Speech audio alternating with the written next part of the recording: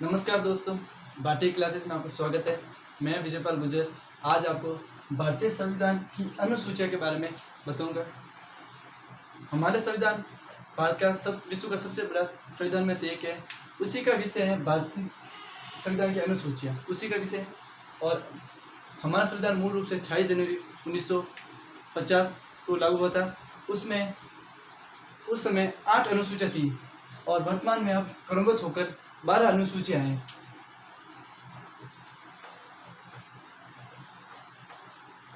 वर्तमान में 12 अनुसूचियाँ।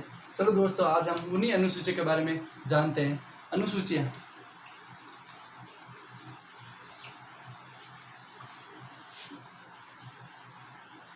प्रथम अनुसूची में दोस्तों राज्य और केंद्र शासित प्रदेशों के बारे में बताया गया है कि भारत में कितने राज्य होंगे, कितने केंद्र शासित प्रदेश हैं, इनके बारे में बताइए। यदि कोई बाहर से व्यक्ति आता है तो अगर वो हमारे देश के बारे में जानना चाहता है तो प्रथम अनुसूची के द्वारा ये जान सकता है कि भारत में इतने राज्य और इतने केंद्र शासित प्रदेश है। इस प्रथम अनुसूची में राज्य और केंद्र शासित प्रदेश के बारे में बताया गया है। केंद्र शासित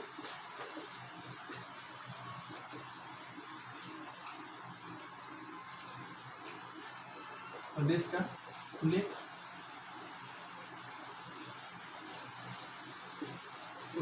है। पिछले वर्ष अगस्त 2019 को हमारे गृह मंत्री राजनाथ सिंह जी ने जम्मू कश्मीर से धारा 370 और 35 हटाने के बाद वर्तमान में अब 28 राज्य और 9 केंद्र शासित प्रदेश हैं। 2 नए केंद्र शासित प्रदेश बने हैं। वह केंद्र शासित प्रदेश लद्दाख और जम्मू एंड कश्मीर है। लद्दाख एंड जम्मू कश्मीर है। लद्दाख, दूसरा है जम्मू कश्मीर।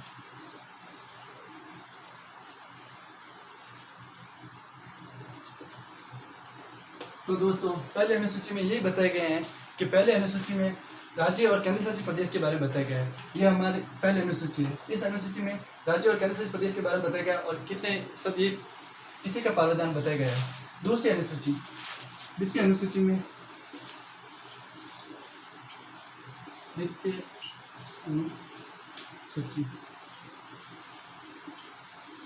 दोस्तों द्वितीय अनुसूची में वेतन, पेंशन एवं भत्ते के बारे में बताया गया है। भारतीय राज्य व्यवस्था के विभिन्न पदाधिकारियों जैसे राष्ट्रपति,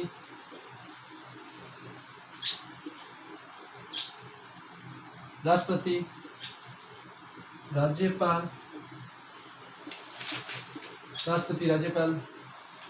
लोकसभा के अध्यक्ष,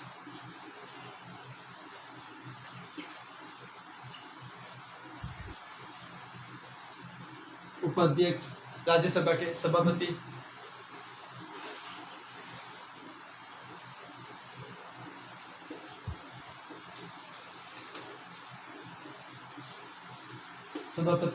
मुख्य न्यायाधीश,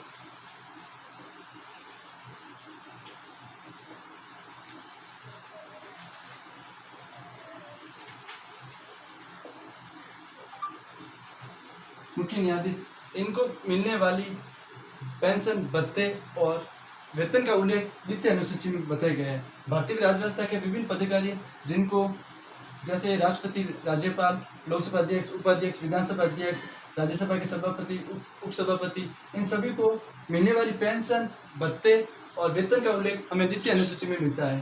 द्वितीय अनुसूची में यही बताया गया, पेंशन, भत्ते और उल्लेख। चलो दोस्त, अब तृतीय अनुसूची देखते हैं।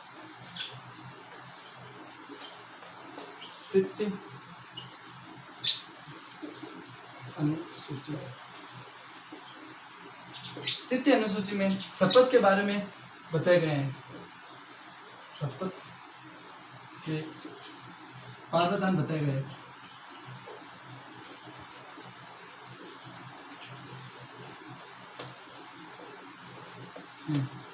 तृतीय अनुसूची में शपथ के प्रावधान बताए गए हैं।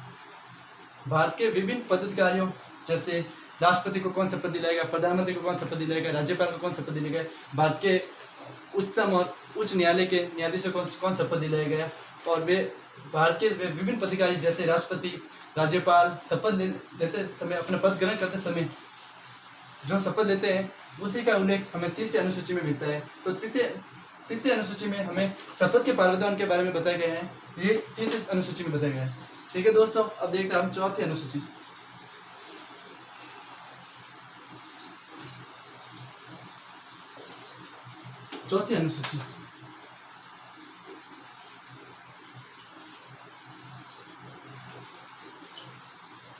चौथी अनुसूची में राज्यसभा के प्रतिनिधित्व का विवरण है। राज्यसभा में प्रतिनिधित्व का विवरण है कि किस राज्य से कितनी सीटें होंगी, किस केंद्र से कितनी सीटें होंगी, उनका विवरण हमें चौथी अनुसूची में मिलता है। तो चौथी अनुसूची में राज्यसभा के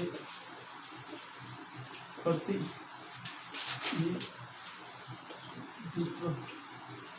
का विवरण बताया गया है।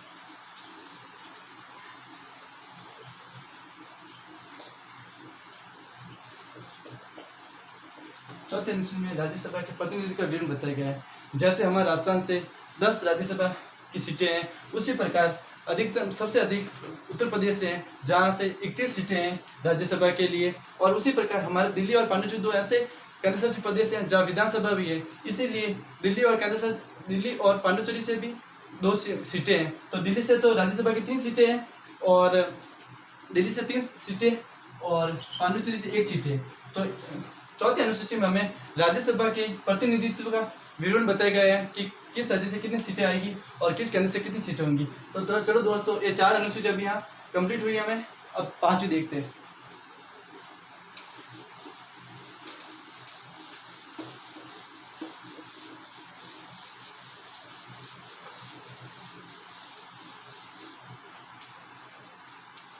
पांचवी अनुसूची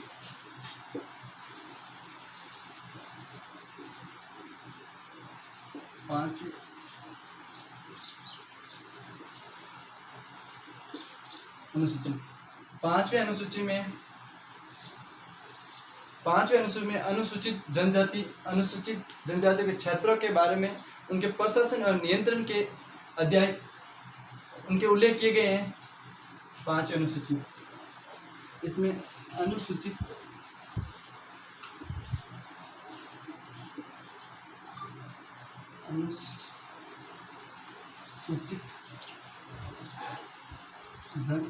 जनजातीय एवं इनके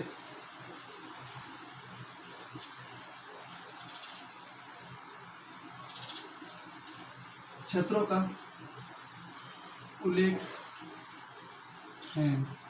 पांचवी अनुसूची में ये बताया गया है कि जैसे हमारे राजस्थान से भील, गरासिया, सरिया 3 ऐसी अनुसूचित जातियाँ हैं जिनसे जो इनके अलग रहन सहन, इनके अलग खान पान, ये जंगलों में रहते हैं। तो पांचवी अनुसूची में यही बताया गया ऐसी जनजाति को उनके क्षेत्र को अलग से प्रशासन उनके प्रशासन का नियंत्रण करे और अलग से उनका रखे। तो पांचवी अनुसूची मोटे तौर पर उनकी अनुसूचित जनजाति उनके क्षेत्रों के बारे में प्रशासन नियंत्रण का उल्लेख मिलता है। चलो दोस्तों, छठी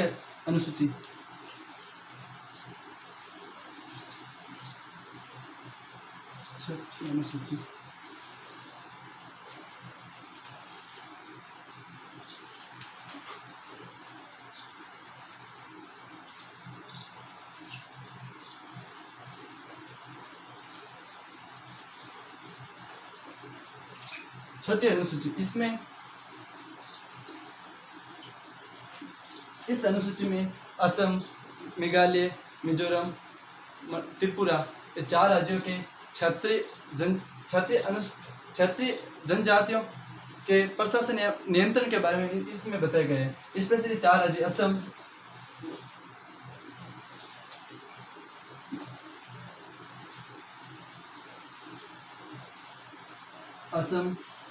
मेघालय,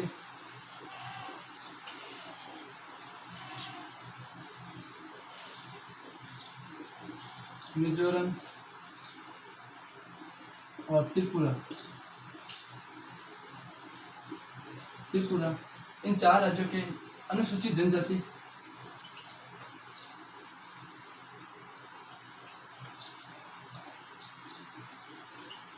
एवं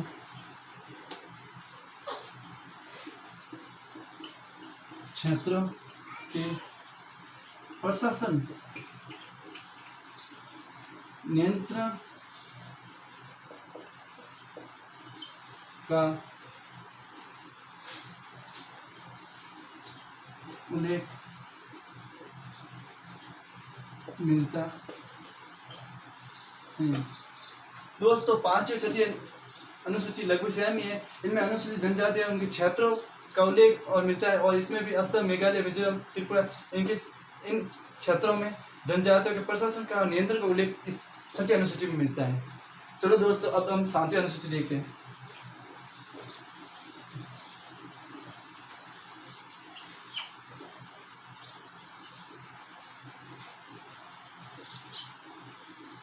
सातवीं अनुसूची में केंद्र एवं राज्य के बीच शक्तियों के बंटवारे के बारे में विवरण दिया गया है। सातवीं अनुसूची में केंद्र एवं राज्यों के बीच शक्तियों के बंटवारे का विवरण सातवीं अनुसूची में है। केंद्र एवं राज्यों के बीच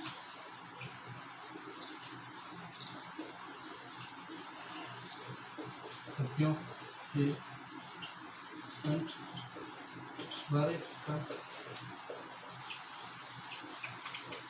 विवरण है। इसमें 3 सूचियां हैं: संघ सूची,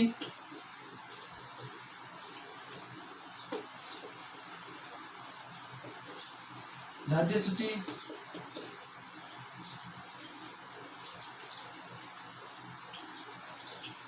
तीसरी है समवर्ती सूची। तीसरी है समवर्ती सूची। सातवीं अनुसूची में केंद्र एवं राज्यों के बीच शक्तियों के बंटवारे का विवरण है। संघ सूची, इसमें 3 सूचियां हैं: संघ सूची, राज्य सूची और समवर्ती सूची। ठीक है दोस्तों, तो इन 3 सूचियों को हम देखते हैं।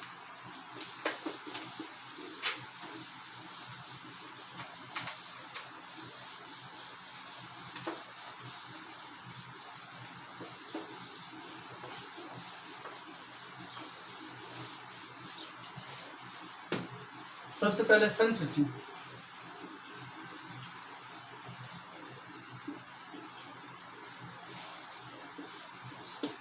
संघ सूची में दिए गए विषयों पर केंद्र कानून बनाती है। संघ सूची में दिए गए विषय पर केंद्र सरकारी कानून बनाती है। इसमें दिए गए विषय पर केंद्र सरकार कानून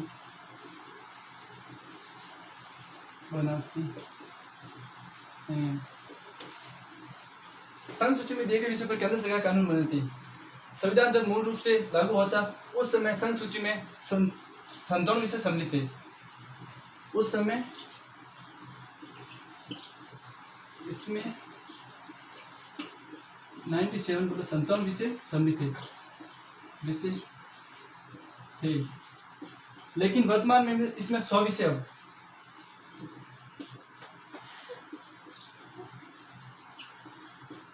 वर्तमान में 100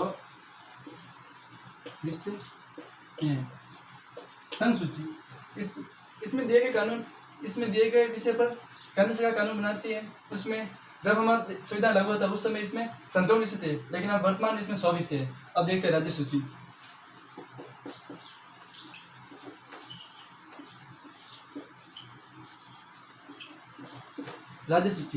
राज्य सूची में दिए गए विषय पर राज्य सरकार ही कानून बनाती है।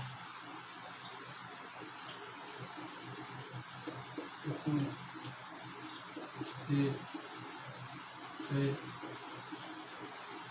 विषय पर राज्य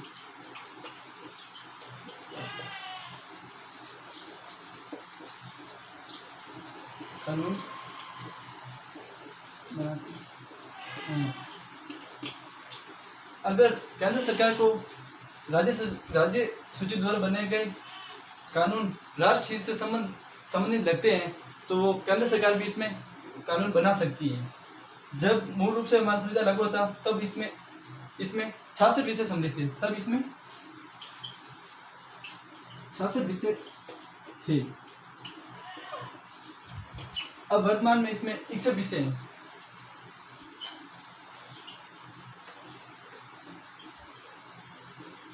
वर्तमान में 61 विषय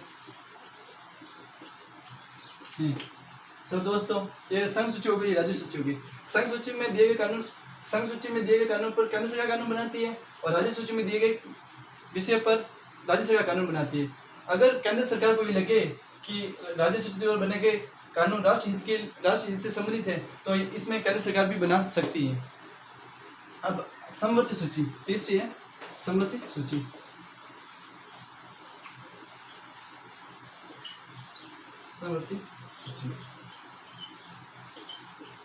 समवर्ती सूची में दिए गए विषय पर केंद्र और राज्य सरकार दोनों कानून बना सकती हैं। इसमें दिए गए विषय पर केंद्र और राज्य दोनों कानून बना सकती है। दोनों कानून बना सकती है। समवर्ती सूची में दिए गए विषय पर केंद्र और राज्य सरकार दोनों कानून बना सकती है। अगर केंद्र सरकार ने कोई कानून बनाया और राज्य सरकार ने वही कानून बनाया तो राज्य सरकार का कानून अमान्य हो जाएगा, केंद्र सरकार का कानून ही मान्य होगा। इसमें वर्तमान में जब हमारा मूल रूप से संविधान लागू तो उसमें 47 थे, अब वर्तमान में इसमें 52 विषय हैं। उस समय 47 विषय थे।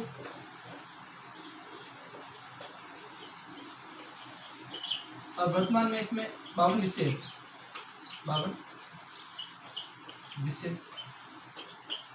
हैं।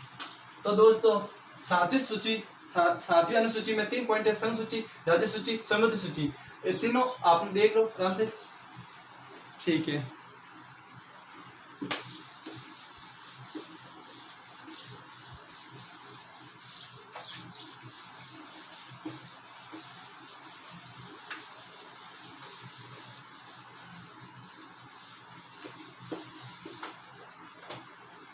आठवीं अनुसूची,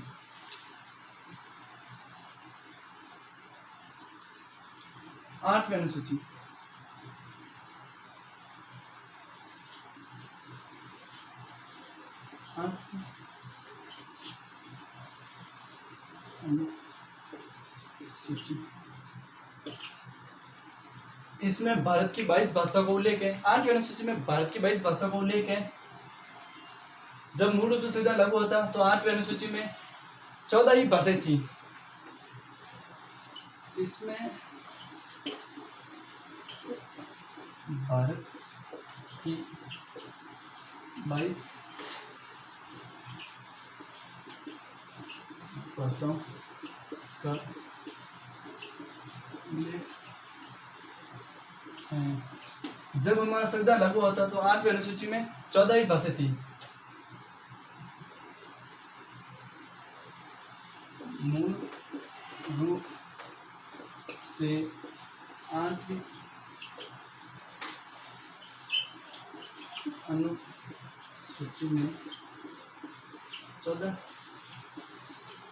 भाषाएं थी।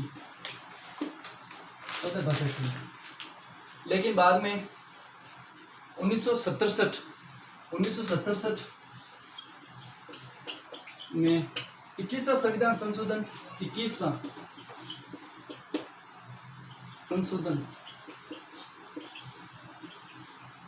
21वां संविधान संशोधन में सिंधी भाषा को जोड़ दिया गया, सिंधी। और इसके बाद 21वां संविधान सिंधी भाषा को जोड़ दिया गया। 1992 के अंदर 71 संविधान संशोधन में अब 3 और भाषाओं को जोड़ा गया, नेपाली, कोंकणी और मणिपुरी। 3 और भाषाओं को जोड़ दिया गया, तो अब तक 18 भाषा हो चुकी थी। 2003 में 52वां संविधान संशोधन, 52वां संविधान संशोधन, 52वां संविधान संशोधन, 52वां संविधान संशोधन में 4 इसमें और भाषाएं जोड़ी गई। मैथिली,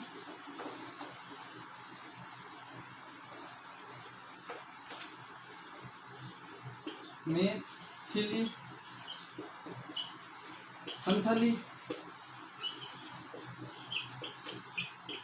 डोगरी, बोडो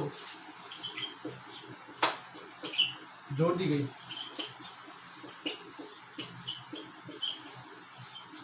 तो वर्तमान में अब इस 8वीं अनुसूची में 22 भाषा हैं। तो वर्तमान में 8वीं अनुसूची में 22 भाषा हैं। तो दोस्तों, 8वीं अनुसूची में भारत की 22 भाषाओं का उल्लेख मिलता है। ये पहले तो मूल रूप से संविधान लगा उस समय 14 ही थी, बाद में संविधान संशोधन होते गए और भाषाएं बढ़ती गई। अब वर्तमान में इसमें 22 भाषाओं का उल्लेख है। ये 8वीं अनुसूची है।